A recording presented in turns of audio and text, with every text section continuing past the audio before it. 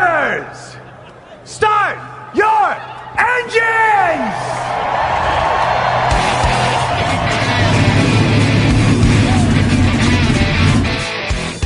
Hit the pace car! What for? Because you hit every other damn thing out there, I want you to be perfect! When I'm driving, I got a guy on the radio who talks to me. It's him, but he talks to me. Well, I wanna be a race car driver, pretty girls eating from my hand, yeah. Wanna live a life of fun and danger, no sweating working for the man, alright.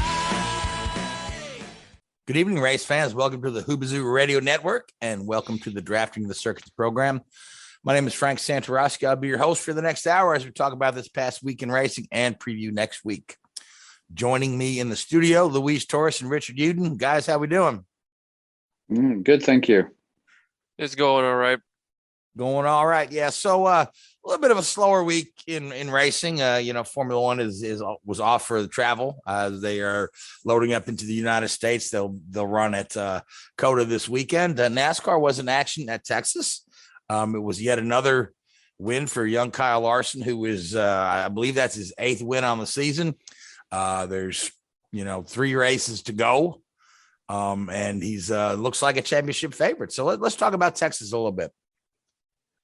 Yeah, so 550 package at Texas, no PJ1 instead of the resin. Kyle Larson just basically control the field to where every restart seems like whoever is in the Larson's lane, they give him a strong push, and Larson just can't be stopped. He couldn't be stopped. He led 256 laps out of 334, and over 200 in a row, especially the last 200 or so laps. He just put on a clinic, not in a dominant lead every single lap, all but 3 cars on the lead lap dominance, because there were a lot of cautions towards the very end of the race where chaos after chaos after chaos happened, as you'd expect in a typical playoff race this time of the season, where there's late cautions where it impacted a couple playoff contenders, Martrex Jr. being one of them, who had a battle with Daniel Suarez. Suarez got into him, launched Truex towards the hard in the wall. He's in a huge hole. Joey Logano had an engine failure, a big one at that. So he's now in a massive hole. But compared to Truex, Logano, the track that's coming up, is actually favors Logano. He won last time they were there and made it to championship 4. So I'm not ruling Logano out. Truex, I'm more concerned of, even if you have Martinsville in 2 weeks' time. But those two had problems. Denny Hamlin also had some issues, but he still managed to rally back to finish 11th. The big part of the reason why he was able to get 11th is because there was a large number of attrition, especially at the start, early in the race, where it collected 16 cars, the biggest wreck ever at Texas, believe it or not. It's not the one from 1998 where everybody just basically crashed into the wall in turn 1 that collected Earnhardt, Kenny Wallace, Greg Sachs, to name a few. I think Darrell Walter might have been involved in that one. They did say it was the most cars involved in a wreck in Texas history, which, not sure that's a good record to hold because, but no, especially for Bubba Wallace, who put blame for the whole entire thing. He threatened to go 3 wide. He got loose, basically eliminated Ryan Preece's chance of putting that 37 into the top 25. As far as getting that bonus money, that'd probably be all for naught, since he's not coming back next season. It's only going to be a single car team. And it collected mostly just back markers like Joey Gase, Cody Ware. And if I were his brother right now, I'd be worried about your future in life. As far as I'm going to go with that. But who else Ryan Newman was also collected. It took out a good number of cars more towards the back of the field, to where there was only, when you look at it, what was a quarter of the field were already out before lap 50. And then everything seemed calm, other than Logano blowing up. Then you had Chase Briscoe making every driver angry on Sunday. He definitely made Denny Hamlin angry for the second time this season, to where Denny Hamlin took it upon Instagram to voice his displeasure to Chase because in his mindset, these younger drivers just don't have the mitigated goal to confront them. I don't know about that. I mean, William Byron and Tyler Reddick, they talked about it after the race at the Roval. Speaking of Byron and Reddick, both of them had superb runs, especially Reddick once again. Like, he should have had a top 5, but they had a tangle to where they were only saved by a caution thanks to Briscoe turning into Denny Hamlin. I mean, no, he got into Chris Buescher, then Denny Hamlin ran into Chris Buescher and destroyed the whole front nose of the car, but yet somehow, some way, they were able to fix it and still got 11th out of it, which is a salvageable day considering it could have been much, much worse. No, much that's 11th. I'll take it with a wrecked car any day. You know what I mean? It's 11th beats being back in the garage. So, let's talk about. So the points are pretty tight. You know, 'cause like I said, there's just 2 races left till we pare down to 4. Nobody is really safe other than Kyle Larson, who punched his ticket to the Final 4 with the win. But if you look at the guys below the cut line, right? Elliott Keselowski, Truex, Logano, you got, 4 former champions there that are currently on the outside looking in. And then you've got Larson, Blaney, Hamlin, 1, 2, 3 guys who never won a championship. Denny Hamlin, who really needs one to kind of, put that exclamation point on a fine career that he's had thus far. And then, of course, right in the middle, Kyle Busch, who's, always seems to be there, when the stakes are high. So it's going to be an interesting couple of races. There's going to be Kansas next, right? Yep. And then Martinsville. And there's a lot of guys that are going to be hanging their hat on a good finish at Martinsville. You figure you got guys like Chase Elliott, Brad Keselowski, these guys who have traditionally run really well at Truex seems at Martinsville. Martinsville, that's right. Yeah. Truex has won a couple of Martinsville there as well. After a long drought of short tracks, that seems to have suddenly it's clicked. Yeah. So that's going to be Martinsville race. Going to be a barn burner. I'm telling you, it's going to be. It's just going to be fun to watch, and hopefully nobody gets stupid out there. But it's come on. I know it's NASCAR, right? So, but I think the next 2 races are going to be these. You got top quality guys here in these 8. So I think it's going to be, as much as Kyle Larson has seemed to dominate the season. I mean, behind him is a battle for the ages. Yeah, I mean, he can just sit there and concentrate on Phoenix now, can't he? Yeah, or certainly, or win out and end the year with 11 wins. Yeah, I don't think that it's going to be tough, but I don't think there's any benefit in putting yourself in that position. And they can take, obviously, I think probably what you'll see is, especially with the new rules and formats on the cars for next year, they'll probably take some less than optimized cars to the next 2 races and put all their effort into that Phoenix car and make that as good as possible, and then go from there. Really, I think that they'll be finding parts and pieces for the next 2 cars that have been, mind you, this car was being built before Texas, so that may be a half decent setup, but the Martinsville car will just be the bits and pieces that's found lying around, I think. Yeah, that's usually how the Martinsville car is at the end of the day anyway. So, a little banged, exactly. A little banged up. Yeah. So, yeah. So, I mean, you don't need much of a car to win at Martinsville. You just need to make sure it keeps running. The aero's not much of a factor. The only biggest factor in Martinsville is honestly braking. And radiators. Protect your radiator. Yes, absolutely. And your brakes. Yeah, that's what I said first, braking. Yep. So, all right. So, yeah, go ahead. To wrap it up, to put it in perspective of them who's behind, Keselowski finished 4th, and he only cut the gap outside of the top 4 by a measly 1 point.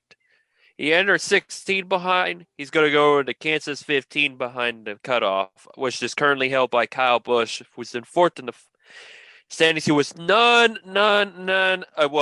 surprise, none too pleased with the current package, like at all. He voiced his displeasure on that package, big time again. Well, Kyle's never to hold back how he feels. So no, I know he to the point that he wanted to get it. He wanted everybody who heard the radio to send an email to Steve O'Donnell before apparently he got cut off. I know Joey Barnes wrote a couple pieces on Kyle at Texas this past weekend, voicing his displeasure about it. It's a bit pathetic, isn't it? Really, I mean, come on, dude. You're it's one only of the best drivers a month ago. Exactly. I mean, you're one of the best drivers out there of your generation, and just cut the crap and just get on and drive the damn car. It's so frustrating because he's not to my opinion, he's not helping himself with this sort of antics. He's trying to appear to be somebody that he's not. Yeah, we'll be curious to see. I think the only way he'll probably be okay with it, probably not, if he wins another championship. But right now, he's barely hanging on by a thread. And when you have Kyle Larson already in, that's just going to be an insurmountable task, don't you think? But do you think, I was thinking about this earlier. These basically the 7 guys there are outside of obviously Larson, who's already through to the series finale, and Phoenix, they're not looking at points and where they sit in the championship. Every single one of those 7 will go to Kansas this weekend expecting to have a chance of winning that race. I doubt very much they'll be sat there thinking, oh, well, I need to finish in the top 3 and so-and-so needs to finish there and so-and-so needs to finish there for me to get through. Now, that may start to come into the equation with 20 laps to go at 50 laps to go at Martinsville, but right now, all of those guys are going to be thinking, I'm going here to win either Kansas or Martinsville. I really don't think that some of these guys on the outside looking in are going to be sat there thinking, at this stage, how many points do I need to scrape through, to make it into the finale at Phoenix. I just think they're all going to go for it and try and get that win. Yeah, at this point, that's all you got to do, especially if your name is Joey Logano or Martin Truex Jr. I genuinely, I don't think they just go there to win. I don't think the people around that bubble are thinking, I need to finish ahead of him. And I say with 50 laps to go at Martinsville, that's maybe when you start to pay attention. But right now, right now you've got to check the win column. Absolutely, exactly. If you go there racing defensively, you're going to come out defensive. You've got to go there and attack and try and win and try and be competitive. And they're winners. Every single one of those guys has won multiple races and in some situations, multiple championships and the like. So they're not points getters. They're winners. Yeah, the interesting thing about the whole playoff format, right? Because for years and years and years we've all watched racing, and it's always when it comes down to the last couple of races, it's always points game, and the TV commentators show you the points as they run and this and that. But the whole elimination format here towards the end of the NASCAR season, really that whole factor is removed, and it's replaced by just I've got to win the race. I've got to play to win. So you don't how many championships in the past have you seen decided, Scott Dixon just needs to manage an 11th place finish here and he'll have this championship sewn up. And, what does he do? Finish 9th, right? So, so when we eliminate that whole points thing, and then we get to Phoenix, 4 guys, whoever finishes top out of those 4 takes everything home. I can't decide if it's more drama or less drama. You know what I mean? But I'd rather see guys gunning for the win than figuring out how many points I need to make sure I'm safe. Just my 2 cents. Yeah. So that 100%. That I think that this adds some real fire to the last couple of races. Yep. All right. So Louise, did we have Trucks and Xfinity active this past weekend? Nope, Trucks has been inactive since Talladega. They'll be back at Martinsville for the penultimate race of the season. But I will mention in the Truck Series side, Dean Thompson from ARCA West, who won the championship at Irwindale not that long ago, is going to make his Truck Series debut for Nice Motorsports in the finale at Phoenix. Xfinity did run with John Hunter Nemechek winning in the 54 Joe Gibbs car. His first win since 2018 when he drove for Ganassi. Speaking of that was also Ganassi's last ever win the Xfinity Series before the whole DC Solar fiasco ultimately led the 42 team to shut down in 2019. That was supposed to be Chastain's full-time ride. Back many years ago, it feels like these days. It's hard to believe that we're pushing 3 years ago when that DC Solar thing went down. Yeah, that doesn't seem like it still was that long ago. Yeah, and they're still constantly keep postponing all these hearing courts and all of that stuff for the man responsible. Imagine that. Well, I mean, these sort of things take years to sort out. You know, you can look through a history of shysters involving auto racing and just in the industry in general and see how long it takes for something to actually be settled. So that'll be a continuing story for a while. But speaking of continuing stories, let's talk about Denny Hamlin at 23XI. They're still, riding pretty high from getting a win at Talladega, despite the fact that they had a pretty miserable Texas. They were all set, or they thought they were all set to add that second car. They've got Kurt Busch contracted as the driver, and they believed that they had the charter from Front Row Motorsports lined up, but it appears that deal has fallen through after they were very, very deep into it. And, Denny said that he was hundreds of thousands of dollars into it with legal fees already. And then he used an expletive to define how the sport is not doesn't make effing financial sense for anybody. But some disappointment there. So that means they need to look elsewhere for a charter. So what does that look like, Richard? How do you mean? Sorry. We're without a charter for 23XI now for the second car that's already. So what out there is available? I mean, where do they turn from here? Because they had put all their eggs into one basket, so to say. Yeah, are they definitely out of a charter, or they just lost that particular one? I know there's potentially other avenues that they can go down to get hold of one of those charters, I believe. But I think it means that they're not guaranteed entry into certain races and the like, and they've got to race their way into it, like the Daytona 500 and the like. So it puts them onto the back foot a little bit. But I think with the resources available to them, I think they should be able to produce a quick enough car with quick enough drivers to be able to compete on a pretty regular basis and not miss too many events. And I think that's I'm right in saying that, Luis, there. Overtime? Sorry about that. Oh gosh, guys, you're just not listening to one another. Sorry, it means that they aren't if 23XI don't have a charter for next year, then it just means that they don't have guaranteed races, entries into races. But with the resources available to them, they should be okay, I would have thought. So as long as they don't get collected in the duels, but apparently championship commissioners is no longer a thing, so Kurt Busch doesn't have that to fall back on. And also they don't get guaranteed purse money at all. So they could be in a hole financially right out of the gate if they don't perform well. And also they kind of had to bank big time on the 51 team to finish in the bottom three in the charters and hope that NASCAR repossesses that charter from the 51 and hand it over to them, because I think that's more likely that's their better bet at this rate is to be rooting for those other Rick Ware cars to beat the 51, which just happens to be a Rick Ware car too. So we'll see how that unfolds for sure, because when you have a former Cup champion that knows how to get the job done, we've seen it time and time again when he joins different teams. But the biggest thing is that there's no guaranteed purse money like all the charter teams have. No.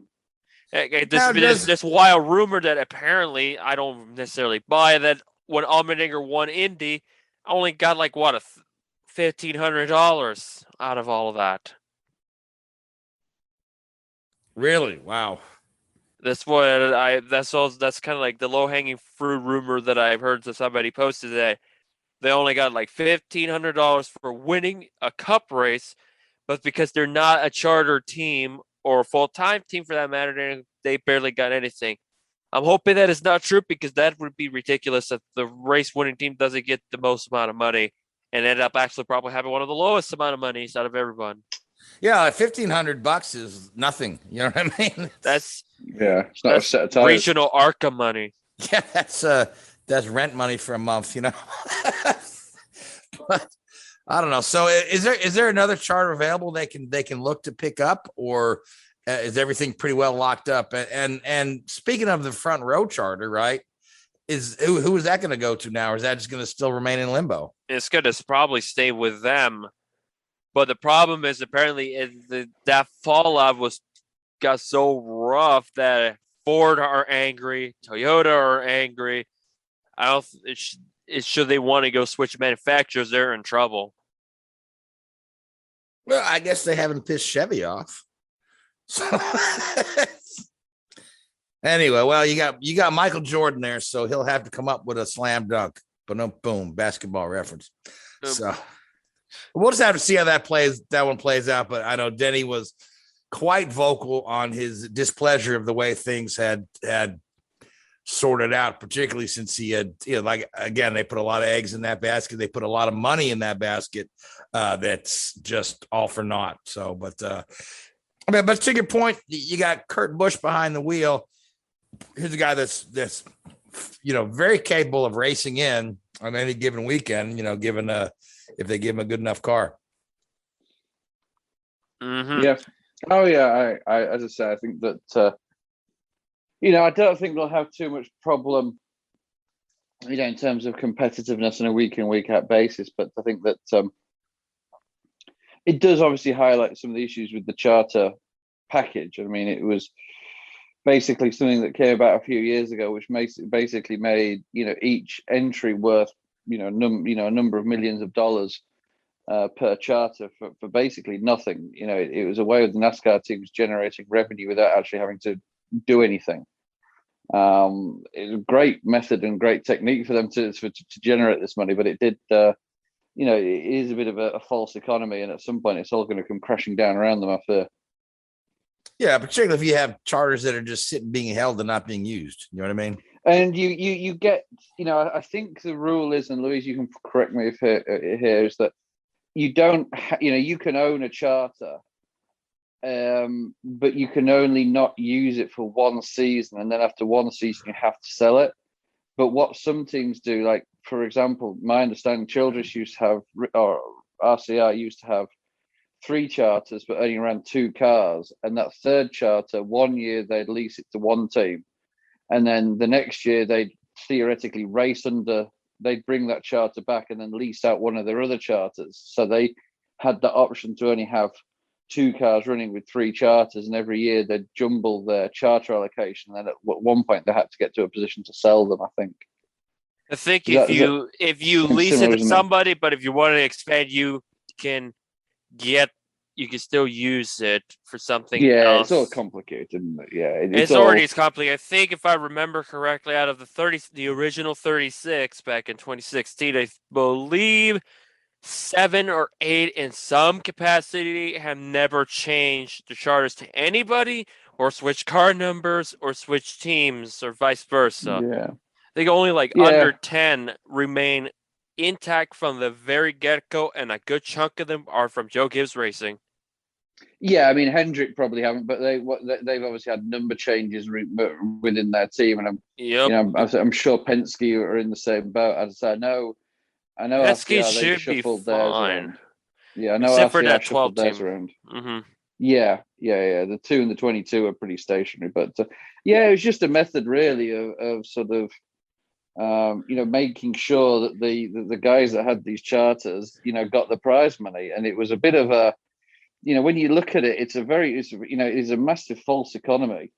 And I'm almost a little bit surprised that somebody didn't come along from outside of NASCAR and sort of especially teams that tried to enter, who weren't able to enter because of this scheme, and say, look guys, we need to look at the legality of this, because this is like, this is a little bit suspect with the way this has all been set up. It's like, jobs for the boys sort of thing. But it's no different than any other professional sport. You just can't show up with your own football team and expect to play in an NFL game. You know what I mean? You can't just say, "Hey, I'm going to start my own team and let us play." Yeah, but NASCAR gotta are have actively encouraging people to join, but you've got to go out and buy a charter. This is true. Yeah. So that's the balance. You know, the NFL don't want any more teams. You know, they're, hey, look, we're good with 32 or whatever we've got. You know, whereas NASCAR, hey, we need more people to be involved in the sport, and they're like, okay, well, we've got to stump up $5 million for a charter to be able to earn prize money. And who owns the charters? The teams earn them, but if they sell them, you know, it's just, you know, literally they created money out of nothing. Fundamentally, it was an amazing. I can't think of any other industry where this has happened. I really don't, you know, or any other sports series where they've said, you know, I have an entry, which in theory is not a physical, you know, attribute, and I'm suddenly turned around and said, this is worth $6 million or $7 million or $10 million, whatever it is. Now I know the value of the charter has dropped quite considerably in the last few years, but when this came about, what was it, 2016? You know, the charter was valued at $10 million. Well, there you go. Hendrick has suddenly found $40 million overnight from nowhere. I'm lucky if I find 25 cents down the back of a sofa. You know. Yeah. It is interesting. It's interesting and it's confusing. But we'll just have to see how this thing plays out with 23XI because you know I think in the long run they've got a great base of operations to compete within the sport, you know, for going forward for a number of years. You know, after Denny steps down as a driver and becomes you know, more involved with that team full time, and you know, Kurt Busch in the fold there, Bubba Wallace, who's got a lot of potential. You know, so it's just a shame that they've hit this little bit of a stumbling block, especially when they felt like everything was a done deal. You know, it's like 2 steps forward and 1 step back.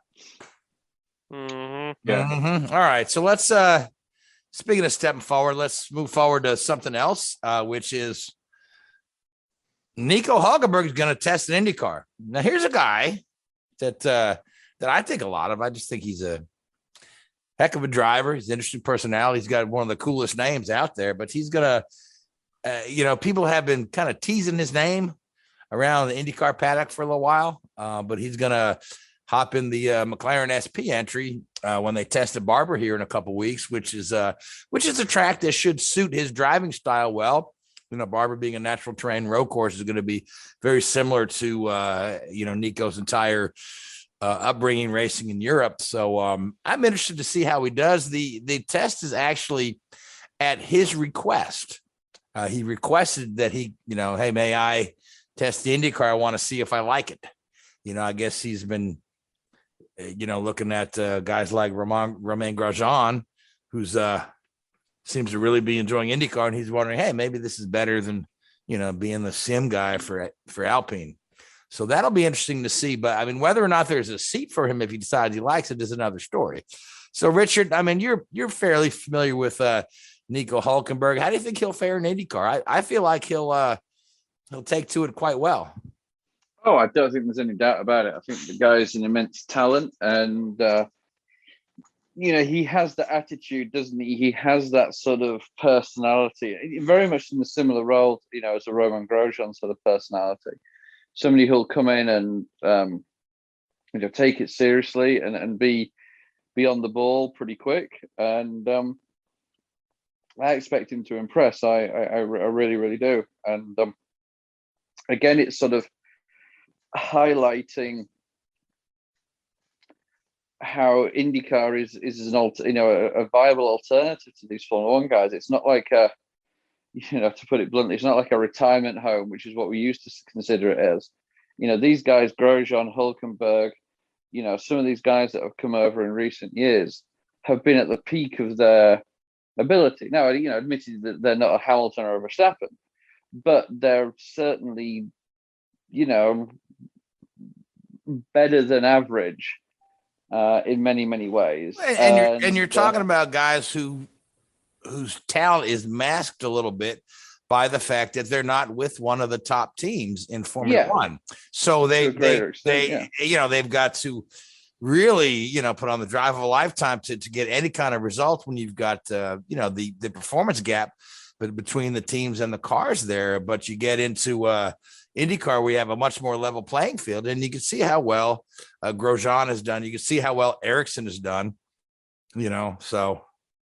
Oh yeah. I mean, and as I say, I think it's a really good opportunity for him, and I think you'll see more and more guys start to make that move. And maybe we would have seen this maybe 10, 15 years ago, or 10 years ago, guys like, I was just thinking about this earlier today, because some of the guys that left Formula One and almost disappeared, like Sebastian Buemi. I know he does Toyota endurance too, but Adrian Sutil and Jaime Alguersuari, guys like that.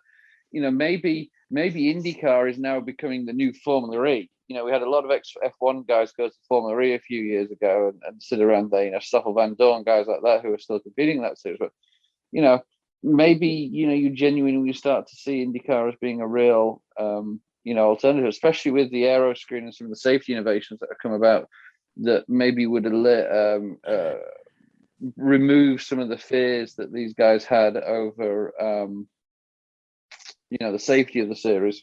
Yeah, I mean, certainly with a couple of recent deaths in the series, Justin Wilson and Dan Weldon notably is, given IndyCar a bit of a, it's a little too scary for me for some of these guys, even, Jimmy Johnson, his first trip over, I'm just going to stick to the road course. The ovals are way too dangerous, until he got in the car and started driving it and, witnessed a few accidents here and there from other guys with the aero screen to see how well that's performed. So he's, done his rookie orientation at the Indianapolis Motor Speedway.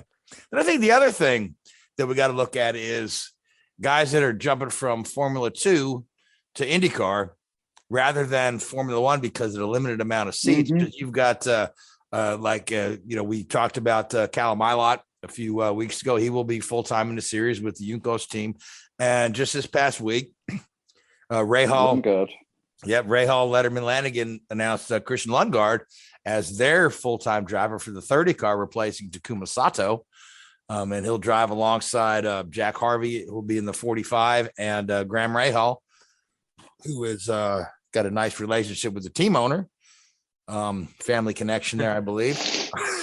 So you talk about, these. Yeah, so you get all the way, you do well in Formula 2, and there's nothing for you in Formula 1. There's more guys in the junior programs than there are seats in this series. There's only 20 seats in Formula 1, right? So you look at IndyCar, and IndyCar has got a little bit of a gap in their own feeder series because they had to cancel an entire season of Indy Lights due to the pandemic. So this has kind of opened the door for a lot of European talent to come over to IndyCar. I think it's great. I think these guys compete well. Other people don't like it so much. They would prefer to see IndyCar grow their own talent. But I think a good series needs the best drivers, whether they come from Indy Lights or Formula 2 or Super Formula in Japan. Oh yeah, for sure. I agree. And I think go on. We talked about it, a couple of weeks ago, really. You saw, coming into this season, a big influx of rookies coming out of Formula 2. And I think they took 2 or 3 seats on the grid. 3. They took 3 seats this year on the grid. So, but that then has a negative impact on the guys who are coming through this year because, there's less seats available and less seats open. So it's going to be harder for them. And it is such a lottery at the moment, really, for that progression from Formula 2 into Formula 1. It's, it is sort of right place, right time. You could be the best kid coming through that series in your particular year, but if there's no seats available in Formula 1 the following year, forget it. You might as well look somewhere else. And, it's really brutal. I mean, it is completely right place, right time sort of scenario. And it's unfortunate for some talent, because I'm sure we lose some talent along the way just purely for that reason and that reason alone. And I believe in Formula 2 as well now, the rules are that if you win the Formula 2 series, you cannot defend your title. So, you can win it and then you're out, if there's no Formula 1 seats available, or you don't have the financial backing for a Formula 1 seat, you're looking somewhere else next year. And IndyCar and the like is a you want to keep single seater open wheel racing, it's a fantastic opportunity. Yeah, and I believe that IndyCar actually this day and age offers more visibility than, say, a Formula E or sports car racing. Yeah, I think it would, especially in the US anyway. Yeah. Well, certainly in the US, yeah, but so I think it bodes well for the series, and along with these European guys coming over, some of them have their own funding, some of them don't, but we know Ericsson has some money that he's got his own consortium of investors that kind of help him out along with the Husky Chocolate folks. I'm sure that Callum Ilott is bringing a little something to the Yukos team. May not be much, but at the end of the day, the guy gets to drive a single seater in a top tier series with a lot of visibility, and you've got the Indy and the Indy 500 is icing on the cake. Yeah, which and is they're pretty much a spec series as well, which they've obviously had success in the past in Formula 2. So it gives them an opportunity again to really show their ability. And obviously, you do have bigger teams than others in IndyCar, and it's not purely all on the driver, but it'll be interesting to see how it all goes for sure. All right, so that'll wrap up our IndyCar segment. But speaking of IndyCar and the Indianapolis Motor Speedway, we've got a very interesting event coming up this weekend, which will be autonomous cars racing at the Speedway. And this is an event. It's more of a competition that's backed by a lot of universities where people are putting their autonomous self-driving cars on the track, pitting against one another. It's almost like watching robot fights or something, I guess. But I, for one, am pretty interested with this. Now, there are racing purists who think this is the worst thing you'll ever see in the world, because there are people that believe that the Indianapolis Speedway is hallowed ground that shouldn't be trampled on. But, I mean, come on. We've had NASCAR there, SVRA, Formula One.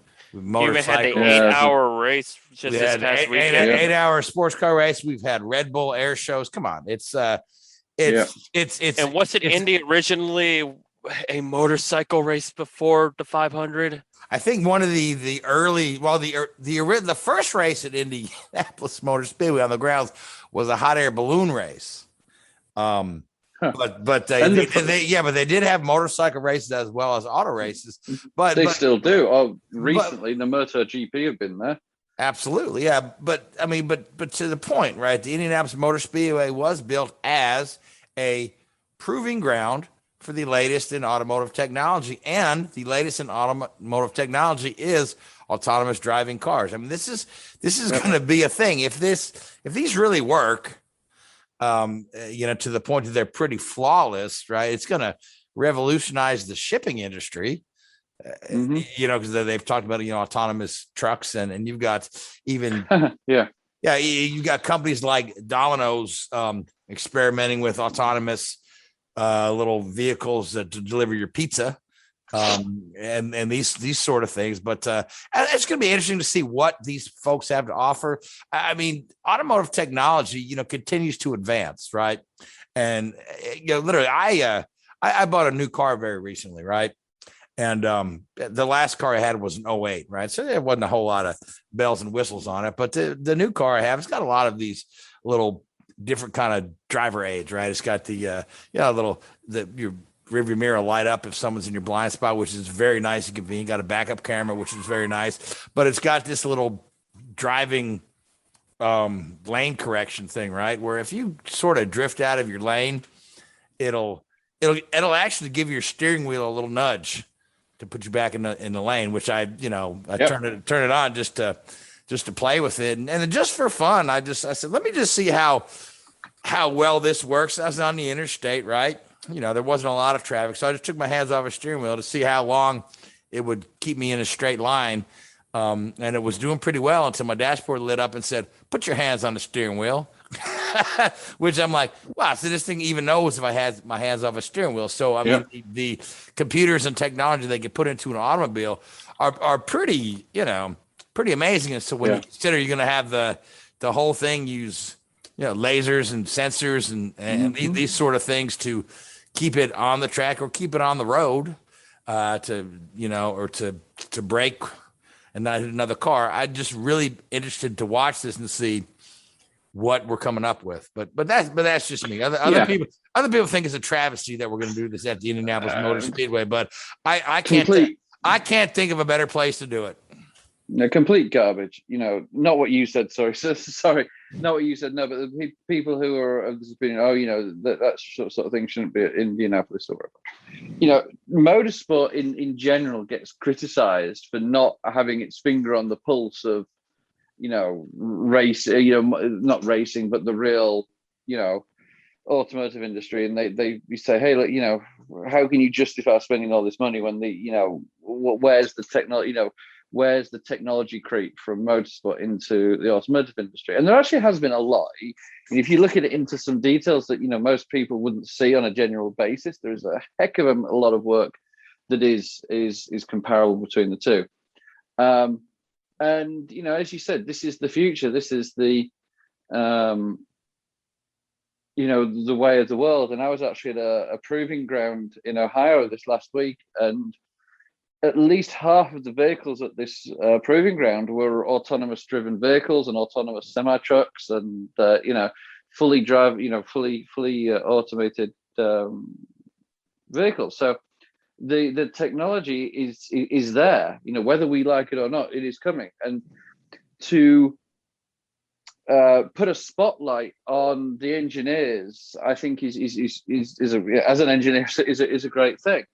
And to give these people an opportunity to showcase their skills, because the design that goes into this it's phenomenal. And I think it'd be really interesting as well to show, look, this team here, because all the cars are the same, so fundamentally this team here has designed a car which is faster than this one. And the reason why that one is faster is because the technology in there, the algorithms they've used to design the artificial intelligent learning systems for how to drive and how to take the corner and what your optimum line is within the on the track, or what throttle percentage demands and how you can judge traction control and all these sort of things.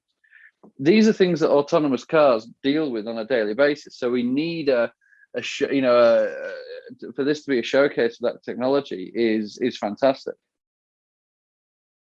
No, I agree 100%. Yep. So, and again, and just the pushback you get from old time race fans, like they don't like hybrid engines. They don't like this. It's NASCAR might be hybrid by 2024. Goodbye NASCAR. I'm like, hey, you know what I mean? NASCAR had been lagging behind what's in your road car for decades. Yeah. I think the next gen car is no longer going to be metal bodies now, from what I understood. Because Xfinity run the composites. Yeah, they've been running the composite for a couple years now.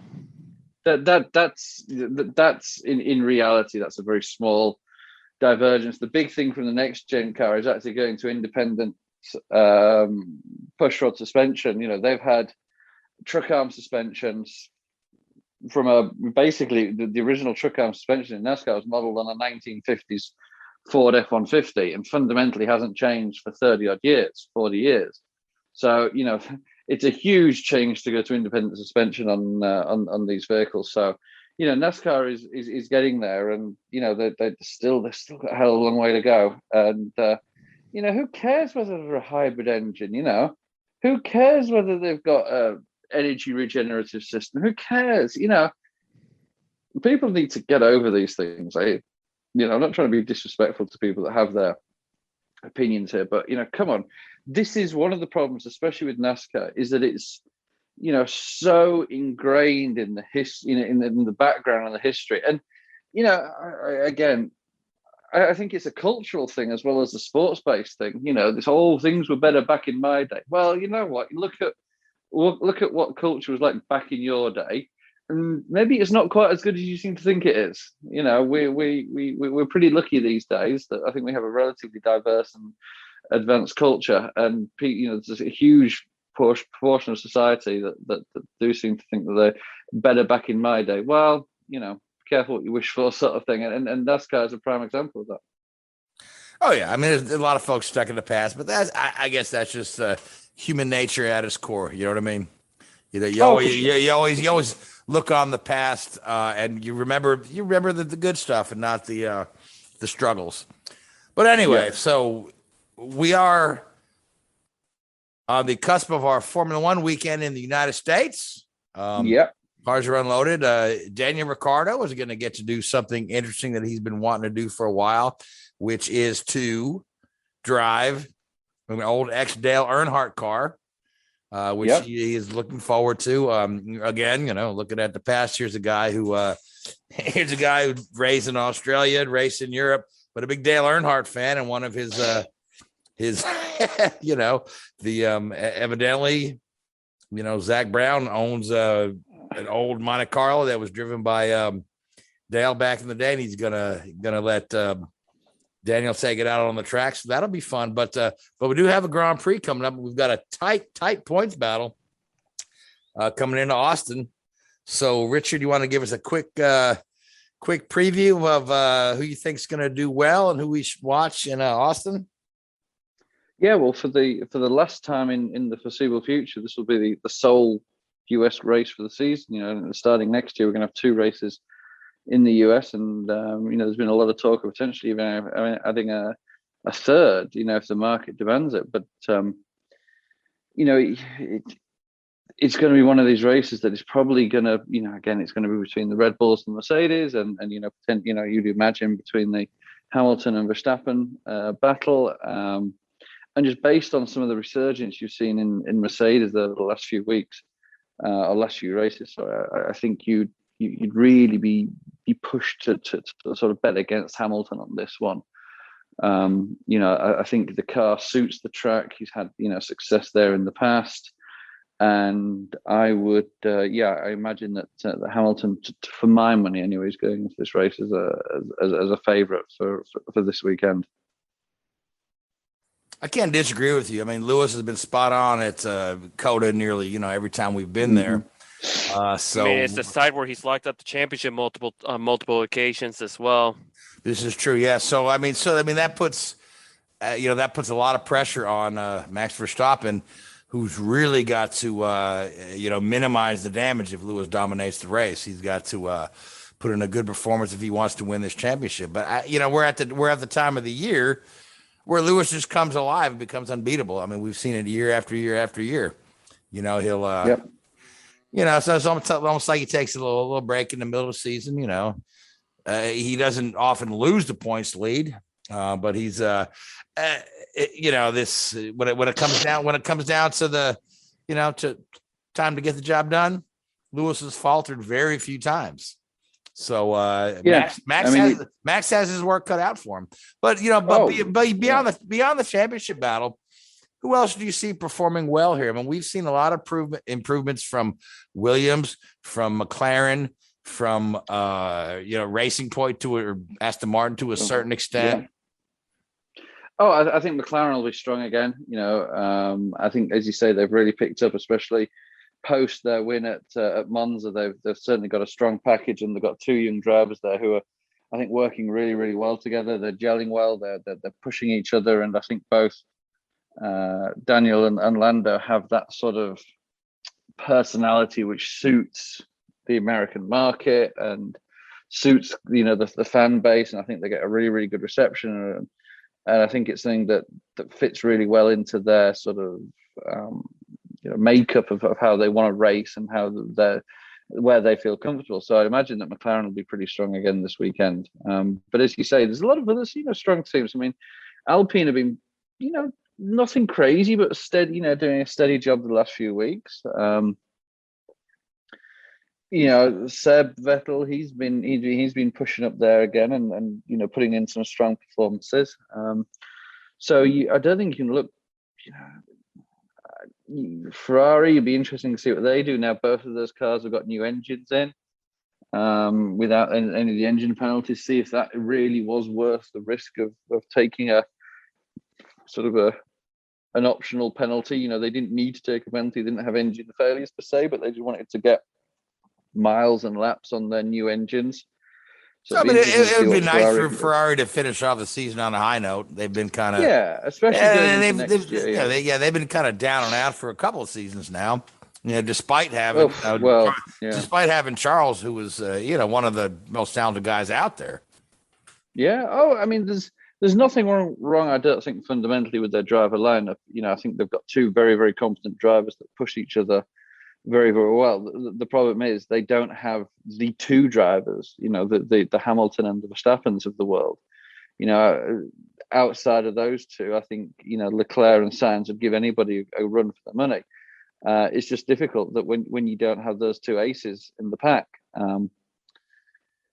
So yeah, but you do want to see them do well. It's just they just keep every season is like a false dawn for them, really. And ever since they had that engine issue a couple of years ago, where the FAA sort of slapped their wrist and the like, they've sort of been on the back foot. And that was all very strange, and I think that probably hit them harder than people gave it credit for. And you'd love to see them back up there, and fighting for wins and championships, but that certainly won't. I can't see them fighting for wins this weekend and before the end of the season. So it's full steam into 2022. It's been nearly 15 years since we've had Kimi Räikkönen was the last guy to win a championship for Ferrari. Yeah, that was 07. Yeah, so yeah. Time is. It's almost getting to the same time frame between Scheckter and Schumacher winning. Give it a few more years. If they don't stop, if they don't win anything by 2028, will be the same 21-year gap, which is crazy to think. Yeah. It is, yeah. But long way to go between now and then. Long way to go between now and then, yeah. So now, speaking of which, the other news that some folks were hoping will come out of Austin involves Alfa Romeo, Sauber, and Michael Andretti, which a lot of racing publications, so to say, we're saying that the talks were going to be happening in Austin, but it seems like those talks have hit a bit of an impasse, and you got a lot of these journalists are backtracking now. It's some folks have gone so far to say that. Colton Herta would be in the Alfa Romeo and free practice one at Austin, which I don't know where that little story came from, but I don't believe that was ever part of anybody's plan. I think that was pure fantasy. So we'll just have to see. The story definitely has legs, but I don't think it is the slam dunk done deal that most people think it is. Obviously, Michael has raised some money through initial public offering, but I don't believe he's. I think there's a big gap between where he's at and what Sauber is looking for. So we'll just have to see how that plays out. Yeah. Over the next it's several months, I don't see this thing happening in 22. That's just my perspective. But then again, if the pieces start falling into place, sometimes these things can happen very quickly. So, but I just personally, I feel like a lot of journalists have just jumped the gun with this and are putting Colton Herta in a Formula One car. Of course, they're just trying to get some clicks and get some readers. So, IndyCar season's over. Let's put 2 and 2 together and make 5. But I think there is obviously some truth to the talks. I'm sure that they've had the some sort of negotiations there ongoing, but it's not just here's $250 million, I'm going to buy your team. That's the easy part. It's okay, here's $250 million to buy the team, and here's $150 million a year for the next 10 years to maintain the team and keep it going. That's the hard bit to find. Exactly, yeah, and they say Gainbridge is on board, but Gainbridge does have a lot of capital, but I don't know that they have Formula One capital. You need, honestly, you need a straight up manufacturer global support. Yeah, you need manufacturer support, but also from a branding and sponsorship perspective, to be a top team, you need a global brand with global exposure. I mean, you look at why Red Bull fundamentally came into Formula One in the mid 2000s. It was to promote their brand globally because they didn't have a particularly big market share in Asia, and they knew Formula One was popular in Asia, and it was a perfect marketing tool. Gamebridge, it's not these business to business transactions, sponsorship deals which you see in Formula One. In IndyCar, That's not how Formula One works. Formula One works is purely commercial based, consumer based. These brands that everybody's aware of and interacts with on a daily basis. Monster Energy, Red Bull, UPS. All of these sort of. You can go with all day with the brands that are sponsoring Formula One teams, but very rarely do you get these. A company coming in to sponsor a Formula One team and go, who are they? But you look at an IndyCar team, and it's pretty common to be like, what do they do? So it's a different beast, and it's a global market, not a North American market. Which Gamebridge, I think, don't have any business. I may be wrong. Business outside of the US. I think Gamebridge has a parent company that's global. Okay. That is fairly cash rich, But again, if it's one of these holding companies, exactly, there's no brand recognition. No, nobody knows exactly what they do.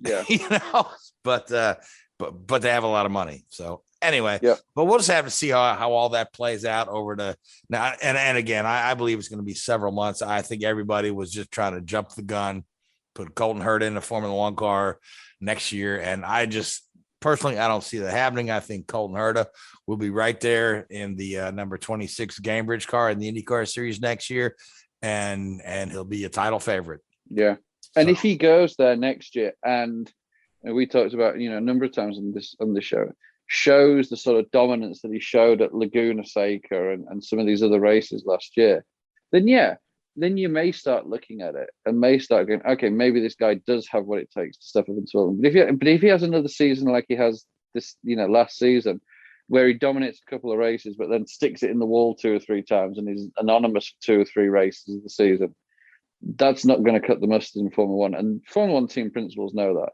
Every Formula One team principal will know of Colton Herta without any hesitation. And they'll all know that the kid's fast but makes too many mistakes. Now, if you can get rid of the mistakes, then maybe he'll get a look in. But if he keeps making these mistakes, he just won't get a look at. How many times? Colton Herta has made more mistakes in one weekend than Lewis Hamilton makes in the season. It's a pretty brutal fact, but that's the truth.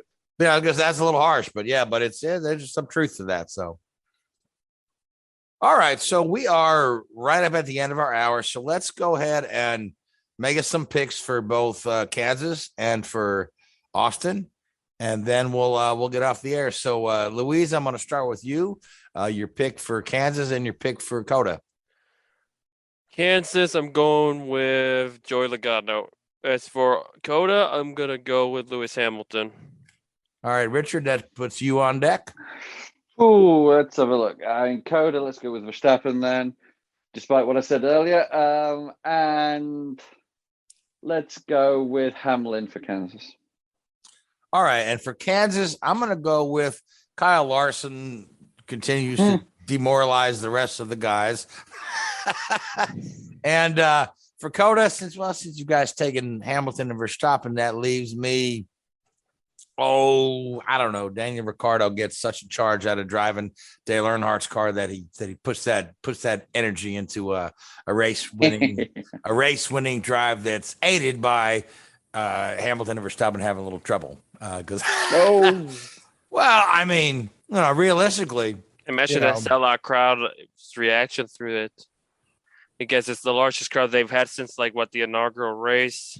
Yeah, it's Stone Cold sellout. Yeah, they're looking at. That's awesome. That's great. They're looking at a big crowd, and which bodes well for these guys that are putting on this thing in Miami next year. Which again, that's for me. That's I'll believe it when I see it. Because there's been so many rumored street race Formula One coming to the United States in my lifetime that have never materialized. But it seems like that one seems that way now. The amount of money they're putting into it and the amount of people that they're hiring and recruiting, it's going ahead. All right. Well, I'll meet you down there. We'll go to the race. It'll be fun. Sounds good to me. We'll hang out in Miami. Louise, you gonna come with us? Oh, sorry, I said your penthouse. Then I thought hang out in your Miami penthouse. I'd be open to the idea, but we'll see how much money I'll have between now and then. We better have a lot. I was just looking at what the ticket cost. Yeah. Well, exactly. I'll talk to somebody. I'll get that sorted. Yeah. Well, we'll hang out with Will Smith down there. He's a big Formula One guy, and he's got him a place in Miami. So there you go. There you go. You got your number on the speed dial, haven't you? Oh, sure. All right. Well, with that being said, we are out of time. So, Richard and Louise, I want to thank you both. I want to thank the Hoobazoo Radio Network. I want to thank iHeartRadio, Spreaker, YouTube, and Google Podcasts. But I want to thank you folks that listen to us every week. But until next week, good night. WHOOBAZOO, that's Hoobazoo.com. Enter website, enter website, enter website, enter website.